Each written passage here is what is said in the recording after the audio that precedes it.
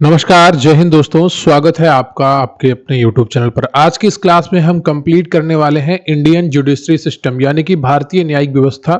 जितने भी आपके वन लाइनर यहाँ पर बन सकते हैं उनको शामिल किया गया है और बहुत ही अच्छे तरीके से आपको सुप्रीम कोर्ट, हाई कोर्ट और न्यायिक अन्य प्रावधानों के बारे में बताया जाएगा। उनका संविधान में किस प्रकार उल्लेख किया गया है, इन सब के बारे में आपको यहाँ पर पढ़ने को मिलेगा। तो वीडियो को लाइक कर लीजिए, चैनल पर नया है चैनल को सब्सक्राइब कर लीजिए। लगातार बहुत ही अच्छा कंटेंट, एक सुव्यवस्थित कंटेंट आपके लिए लेकर आ रहे हैं, तो चैनल के साथ बने रहिए और अपनी तैयारी करते रहिए। तो आपका यहाँ पर पहला प्रश्न है कि भारत में न्यायिक व्यवस्था का उद्भव किस काल में माना जाता है। तो भारत में न्यायिक व्यवस्था का उद्भव प्राचीन काल से है। वैदिक काल में धर्म और न्याय की अवधारणाएं मौजूद थीं। मौर्य काल में भी सुव्यवस्थित न्याय प्रणाली देखने को मिलती है। ब्रिटिश भारत में सर्वोच्च न्यायालय की स्थापना किस अधिनियम के तहत हुई थी। तो रेगुलेटिंग एक्ट 1773 के तहत यह कलकत्ता में स्थापित किया गया था। सर एलिजा एम्पे इसके पहले मुख्य न्यायाधीश थे। तो रेगुलेटिंग एक्ट 1773 के तहत भारत में पहली बार सर्वोच्च न्यायालय की कलकत्ता में स्थापना होती है और सर एलिजा एम्पे इसके पहले मुख्य न्यायाधीश थे। अगला प्रश्न है आपका कि भारत के संविधान के किस भाग में संघ न्यायपालिका का प्रावधान है। तो भाग 5 में और उसके अध्याय 4 में संघ न्यायपालिका का जिक्र है, जिसमें अनुच्छेद 124 से लेकर 147 तक सुप्रीम कोर्ट से संबंधित है। अनुच्छेद 123 जो है आपका वो है राष्ट्रपति के अध्यादेश की शक्ति से संबंधित और 124 से 147 तक सुप्रीम कोर्ट से संबंधित है।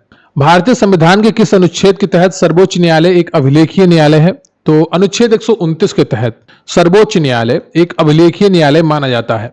इसका अर्थ है कि इसके सभी निर्णय रिकॉर्ड के रूप में रखे जाते हैं। इन निर्णयों को निचले न्यायालयों द्वारा मिसाल के तौर पर इस्तेमाल किया जाता है। अगला प्रश्न है आपका कि सर्वोच्च न्यायालय के न्यायाधीशों की नियुक्ति कौन करता है। तो सर्वोच्च न्यायालय के न्यायाधीशों की नियुक्ति भारत का राष्ट्रपति करता है, मुख्य न्यायाधीश और अन्य न्यायाधीशों से परामर्श के बाद कोलेजियम प्रणाली के माध्यम से। अगला प्रश्न है आपका कि सर्वोच्च न्यायालय के न्यायाधीशों को हटाने की प्रक्रिया क्या है। संसद के दोनों सदनों द्वारा पारित प्रस्ताव द्वारा कुल सदस्यता के बहुमत और उपस्थित व मतदान करने वाले सदस्यों के कम से कम 2/3 बहुमत से सर्वोच्च न्यायालय के न्यायाधीशों को हटाया जा सकता है, साबित दुर्व्यवहार या अक्षमता के आधार पर, भ्रष्टाचार के आधार पर। अगला प्रश्न है आपका कि सर्वोच्च न्यायालय के न्यायाधीशों की सेवानिवृत्ति आयु क्या है। 65 वर्ष है। इस आयु के बाद वे किसी भी न्यायालय या प्राधिकरण में वकालत नहीं कर सकते। अगला प्रश्न है आपका कि भारत में उच्च न्यायालयों की स्थापना सबसे पहले किन शहरों में हुई थी। तो कलकत्ता, बंबई और मद्रास में उच्च न्यायालय अधिनियम 1861 के तहत स्थापित किए गए थे। अगला प्रश्न है आपका कि वर्तमान में भारत में कुल कितने उच्च न्यायालय हैं। तो कुल 25 उच्च न्यायालय हैं, जिन्हें आप हाई कोर्ट कहते हैं। कुछ उच्च न्यायालयों का अधिकार क्षेत्र 1 से अधिक राज्यों में है। अगला प्रश्न है आपका कि किस संविधान संशोधन ने 2 या 2 से अधिक राज्यों के लिए एक सामान्य उच्च न्यायालय का प्रावधान किया है। तो 7वां संविधान संशोधन अधिनियम 1956 में जो होता है, यह अनुच्छेद 231 में वर्णित है। उसमें ये लिखा गया है या वर्णित किया गया है कि 2 राज्यों या 2 से अधिक राज्यों के लिए एक उच्च न्यायालय हो सकता है। अगला प्रश्न है आपका कि उच्च न्यायालय के न्यायाधीशों की नियुक्ति कौन करता है। तो भारत का राष्ट्रपति करता है। संबंधित राज्य के राज्यपाल और सर्वोच्च न्यायालय के मुख्य न्यायाधीश से परामर्श के बाद भारत का राष्ट्रपति उच्च न्यायालय के न्यायाधीशों की नियुक्ति करता है। अगला प्रश्न है आपका कि उच्च न्यायालय के न्यायाधीशों की सेवानिवृत्ति आयु क्या है। तो 62 वर्ष है। सर्वोच्च न्यायालय यानी कि सुप्रीम कोर्ट में 65 वर्ष है। हाई कोर्ट यानी कि उच्च न्यायालय में 62 वर्ष है। इन्हें हटाने की प्रक्रिया सर्वोच्च न्यायालय के न्यायाधीशों के समान ही है। दोनों सदन से प्रस्ताव पारित करना होगा और उन्हें हटा दिया जाएगा। अगला प्रश्न है आपका कि भारतीय संविधान का कौन सा अनुच्छेद सर्वोच्च न्यायालय को रिट जारी करने की शक्ति देता है। अनुच्छेद 32। यह संवैधानिक उपचारों का अधिकार है। यह मौलिक अधिकारों के प्रवर्तन के लिए है। ठीक है, तो अनुच्छेद 32 जो है वो सर्वोच्च न्यायालय को रिट जारी करने की शक्ति देता है।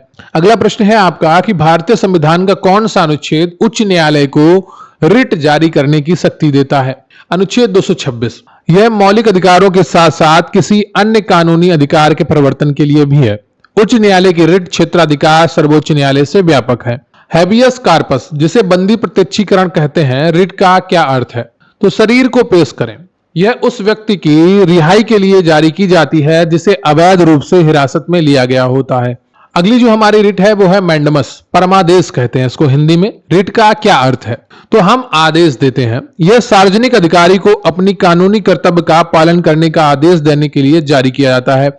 जब कोई अधिकारी अपने कानूनी कर्तव्य का पालन नहीं कर रहा होता है तो उसे याद दिलाने के लिए कि आप अपने कानूनी कर्तव्यों का पालन करिए, उसके लिए परमादेश रिट जारी की जाती है, जिसे मैंडमस कहते हैं। अगला है आपका प्रोहिबिशन रिट यानी कि प्रतिषेध रिट का उद्देश्य क्या है? किसी निचली अदालत या न्यायाधिकरण को अपने अधिकार क्षेत्र से बाहर जाने से रोकने के लिए यह केवल न्यायिक या अर्ध न्यायिक निकायों के खिलाफ जारी की जाती है। जब कोई न्यायालय जो ऐसे मामले में सुनवाई करता है जो उसके अधिकार क्षेत्र में नहीं होता है तो उसे रोकने के लिए प्रतिषेध रिट जारी की जाती है। फिर अगली रिट आती है उत्प्रेषण रिट। किसी निचली अदालत या न्यायाधिकरण द्वारा दिए गए आदेश को रद्द करना यह अधिकार क्षेत्र की त्रुटि या कानून की त्रुटि के आधार पर जारी की जाती है। यह न्यायिक या अर्ध न्यायिक निकायों के खिलाफ जारी की जाती है। अगली जो रिट है वो है क्यो वारंटो, अधिकार परीक्षा। रिट का उद्देश्य क्या है?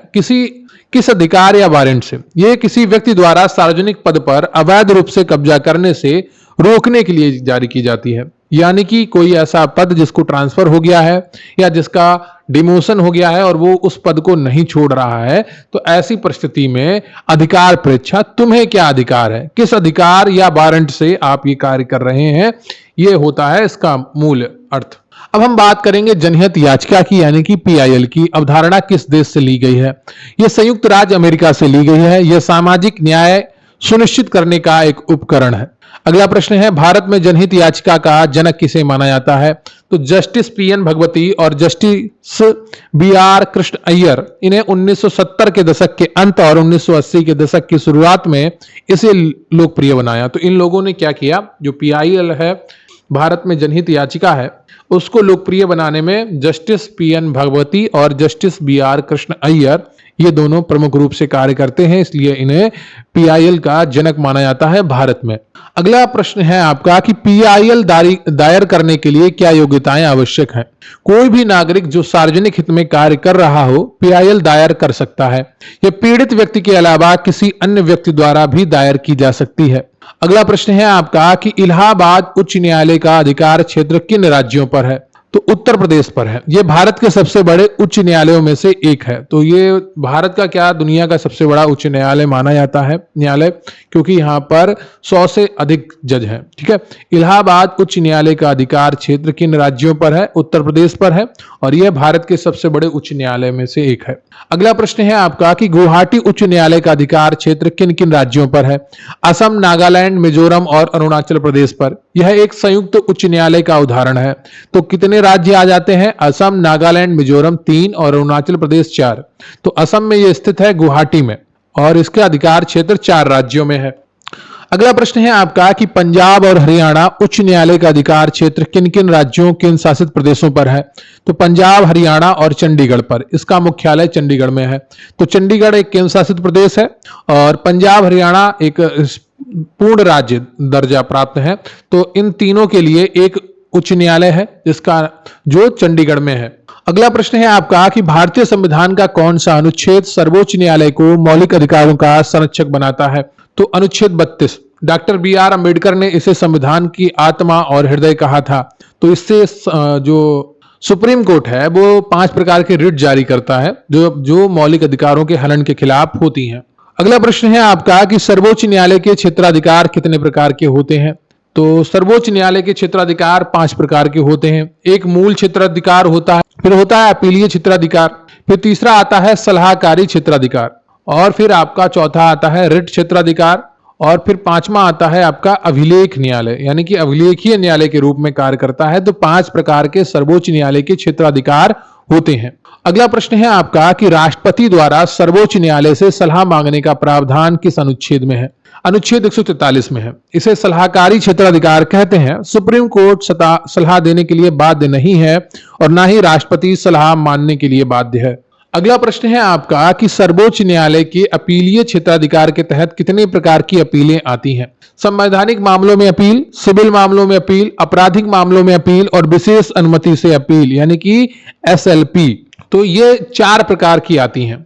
अगला प्रश्न है आपका कि उच्च न्यायालय के न्यायाधीशों का स्थानांतरण कौन कर सकता है? तो भारत का राष्ट्रपति भारत के मुख्य न्यायाधीश के परामर्श से उच्च न्यायालय के न्यायाधीशों का स्थानांतरण कर सकता है। अगला प्रश्न है आपका कि न्यायिक समीक्षा जुडिशियल रिव्यू का सिद्धांत किस देश से लिया गया है? संयुक्त राज्य अमेरिका से। यह न्यायपालिका को विधायिका और कार्यपालिका के कार्यों की संवैधानिकता की जांच करने की शक्ति देता है। अगला प्रश्न है आपका कि भारतीय न्यायपालिका की स्वतंत्रता सुनिश्चित करने के लिए संविधान में क्या प्रावधान है? तो न्यायाधीशों की नियुक्ति की सुरक्षा, कार्यकाल की सुरक्षा, सेवा शर्तों की सुरक्षा, संसद में उनके आचरण पर चर्चा व पर प्रतिबंध। ये क्या है? ये भारतीय न्यायपालिका की स्वतंत्रता सुनिश्चित करने के लिए संविधान में प्रावधान किए गए हैं। अगला प्रश्न है आपका कि भारत में एकीकृत न्यायिक प्रणाली का क्या अर्थ है? सर्वोच्च न्यायालय शीर्ष पर है, उसके नीचे उच्च न्यायालय है और सबसे नीचे अधीनस्थ न्यायालय है। सभी अदालतें एक ही कानून प्रणाली का पालन करती हैं। अगला प्रश्न है आपका कि भारत के मुख्य न्यायाधीश को कौन शपथ दिलाता है? भारत का राष्ट्रपति दिलाता है या राष्ट्रपति द्वारा नियुक्त कोई व्यक्ति दिलाता है? अगला प्रश्न है आपका कि अधीनस्थ न्यायालयों की स्थापना का प्रावधान संविधान के किस भाग में है? तो भाग 6 राज्य में अध्याय 6 अधीनस्थ न्यायालय अनुच्छेद 233 से 237 तक में अधीनस्थ न्यायालयों की स्थापना का प्रावधान देखने को मिलता है। अगला प्रश्न है आपका न्यायाधीशों के वेतन और भत्ते भारत के किस फंड से दिए जाते हैं? तो भारत की संचित निधि से सर्वोच्च न्यायालय के लिए और राज्य की संचित निधि से उच्च न्यायालय के लिए ये वेतन और भत्ते दिए जाते हैं। अगला प्रश्न है आपका कि भारत में ई कोर्ट परियोजना का मुख्य उद्देश्य क्या है? भारतीय न्यायपालिका में सूचना और संचार प्रौद्योगिकी आईसीटी को एकीकृत करना, न्याय प्रदान करने की प्रक्रिया को अधिक कुशल और पारदर्शी बनाना। अगला प्रश्न है आपका कि लोक अदालतें किस सिद्धांत पर आधारित हैं? गांधीवादी सिद्धांत पर यह आधारित है। विवादों को सौहार्दपूर्ण ढंग से निपटाने के लिए यह वैकल्पिक विवाद समाधान एडीआर तंत्र का हिस्सा है। अगला प्रश्न है आपका कि सर्वोच्च न्यायालय में न्यायाधीशों की संख्या कौन निर्धारित करता है? संसद करती है। संसद ने समय समय पर न्यायाधीशों की संख्या में वृद्धि की है। भारत के मुख्य न्यायाधीश की अनुपस्थिति में राष्ट्रपति कौन कार्य कर सकता है? राष्ट्रपति द्वारा नियुक्त सर्वोच्च न्यायालय का कोई अन्य न्यायाधीश, ये अनुच्छेद 126 के तहत। अगला प्रश्न है आपका कि भारत का पहला कानूनी अधिकारी कौन होता है? तो भारत का पहला कानूनी अधिकारी अटॉर्नी जनरल होता है, जिसे महान न्यायवादी कहते हैं। वह सरकार को कानूनी मामलों में सलाह देता है और अदालतों में सरकार का पक्ष रखता है। अगला प्रश्न है आपका कि सर्वोच्च न्यायालय की सीट दिल्ली में है, लेकिन क्या इसकी बैठकें कहीं और हो सकती हैं? हाँ, भारत के मुख्य न्यायाधीश राष्ट्रपति की पूर्व सहमति से अनुच्छेद 130 के तहत कहीं पर भी सर्वोच्च न्यायालय की अदालत लगा सकते हैं। अगला प्रश्न है आपका कि उच्च न्यायालय के मुख्य न्यायाधीश को कौन नियुक्त करता है? तो भारत का राष्ट्रपति करता है, भारत के मुख्य न्यायाधीश और संबंधित राज्य के राज्यपाल के परामर्श से। अगला प्रश्न है क्या किसी केंद्र शासित प्रदेश का अपना उच्च न्यायालय हो सकता है? हाँ, संसद कानून द्वारा ऐसा प्रदान कर सकती है। दिल्ली एकमात्र केंद्र शासित प्रदेश है जिसका अपना उच्च न्यायालय है। अगला प्रश्न है आपका कि न्यायिक सक्रियता का क्या अर्थ है? न्यायपालिका का विधायिका और कार्यपालिका के दायरे में सक्रिय रूप से प्रवेश करना जनहित की रक्षा के लिए।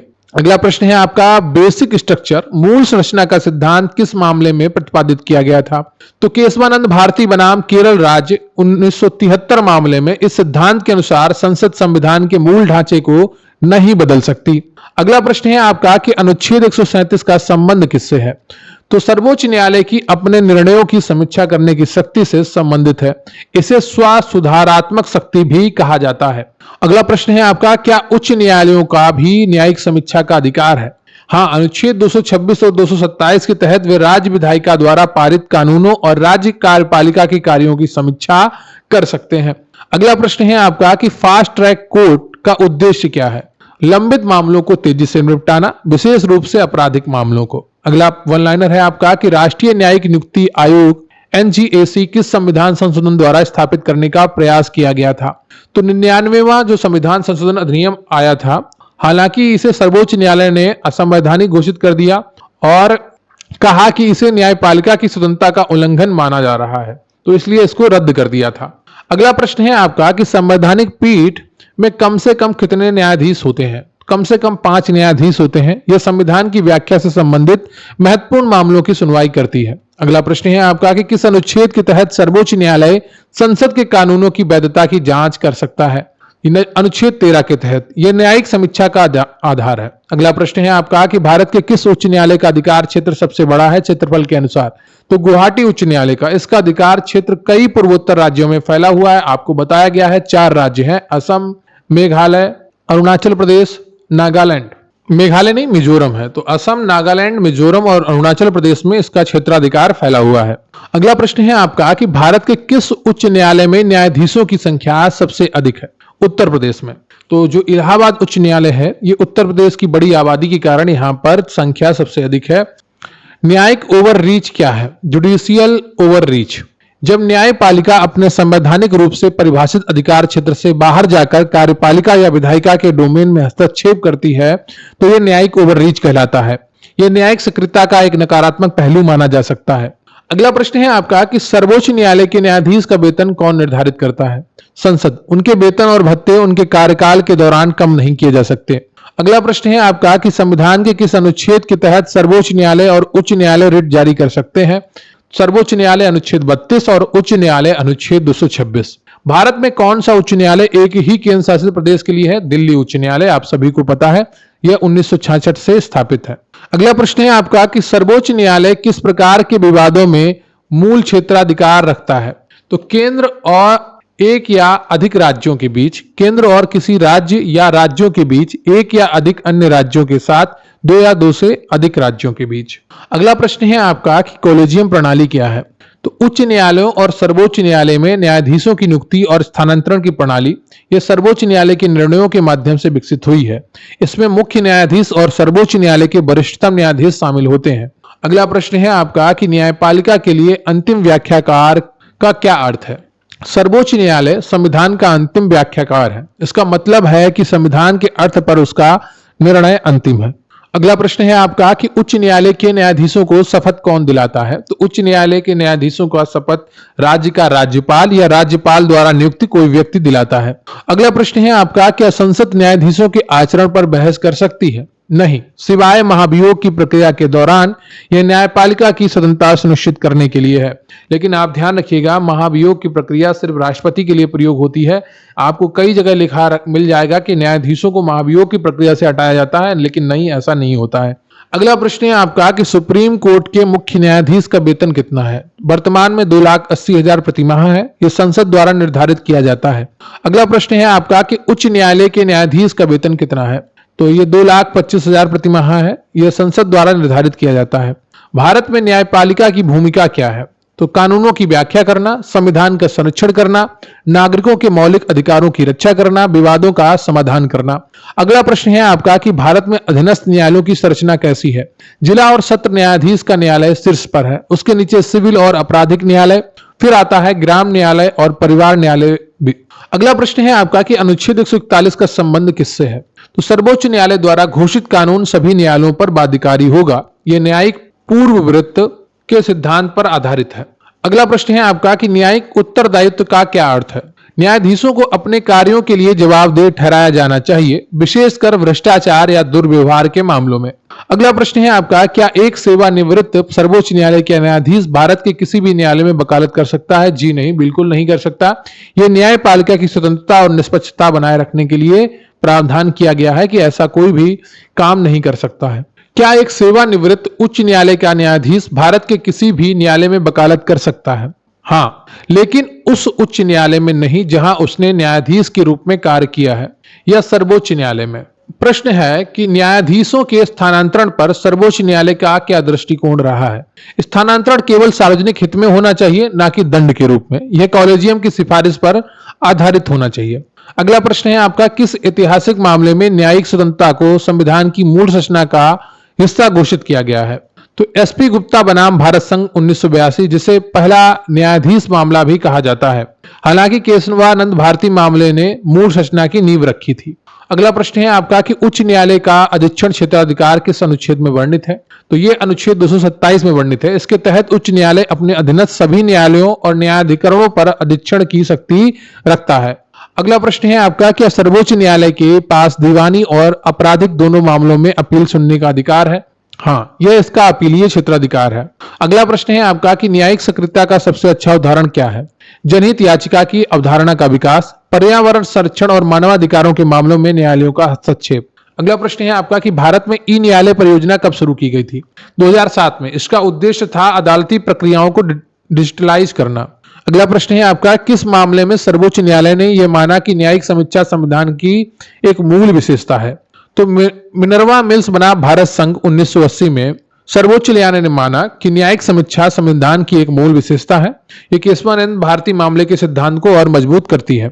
अगला प्रश्न है आपका कि भारत में न्यायाधीशों की नियुक्ति में नियंत्रण और संतुलन का क्या अर्थ है? राष्ट्रपति, मुख्य न्यायाधीश और अन्य न्यायाधीशों के बीच परामर्श यह सुनिश्चित करता है कि नियुक्तियां निष्पक्ष और पारदर्शी हों। अगला प्रश्न है आपका कि भारतीय संविधान का कौन सा अनुच्छेद सर्वोच्च न्यायालय को सर्वोच्च अपीलीय न्यायालय बनाता है? तो अनुच्छेद 132 से 136 यह एक अपीलीय क्षेत्राधिकार को परिभाषित करता है। अगला प्रश्न है आपका कि भारत में न्यायाधिकरणों की स्थापना का मुख्य उद्देश्य क्या है?